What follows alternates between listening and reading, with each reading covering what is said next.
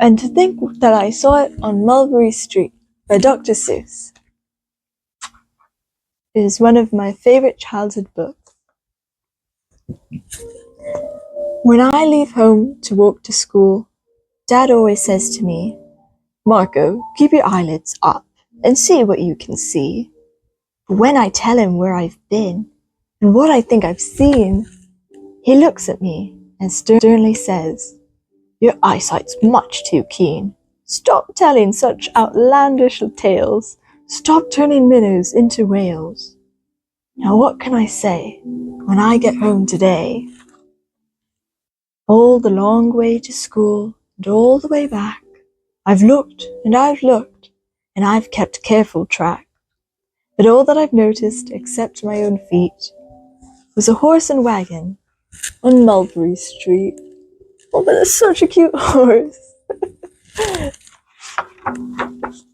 There's nothing to tell of. That wouldn't do, of course. Just a broken down wagon that's drawn by a horse.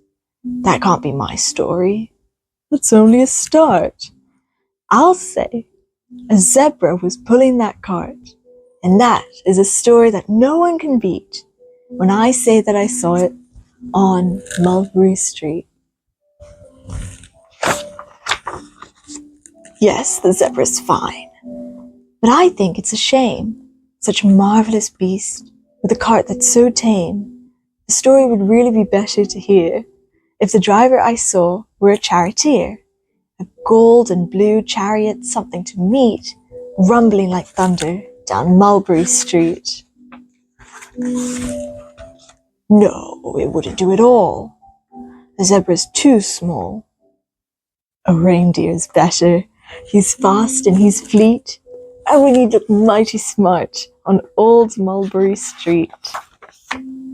Hold on a minute, there's something wrong.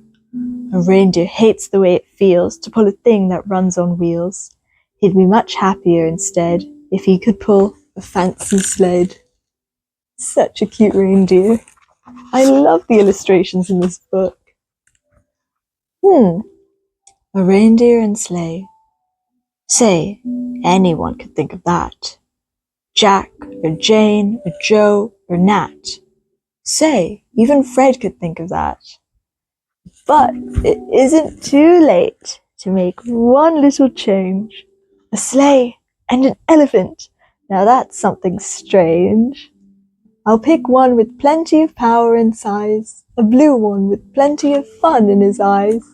And then, just to give him a little more tone, have a Raja with rubies perched high on a throne. Say, that makes a story that no one can beat. And I say I saw it on Mulberry Street. But now, I don't know. It doesn't seem right.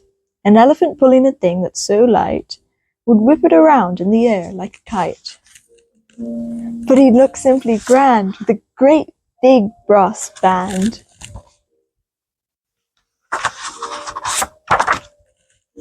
A band so good should have someone to hear it, but it's going so fast that it's hard to keep near it. I'll put on a trailer. I know they wouldn't mind. The man sits and listens while hitched on behind. But now, is it fair? Is it fair what I've done? I'll bet those wagons weigh more than a ton. That's really too heavy a load for one beast. Say, I'll give him some helpers. He needs two, at least. I wonder what kind of music they were playing. The band, I hope they're playing Coltrane.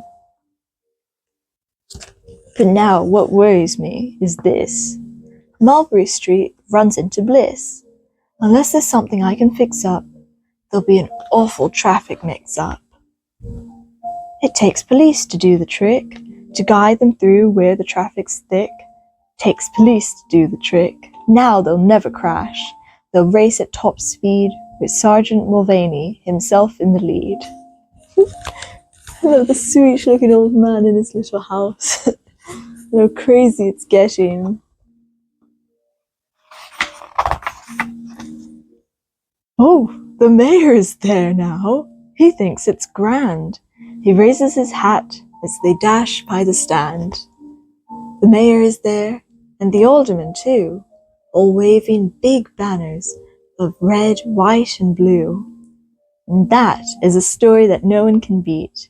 When I say that I saw it on Mulberry Street, and the royal procession passes through. With a roar of its motor, an airplane appears and dumps out confetti while everyone cheers. And that makes a story that's really not bad. But it could be better. I suppose that I add. Oh, and there's the confetti.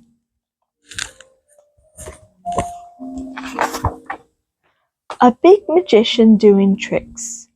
A 10-foot beard that needs comb. No time for more. I'm almost home.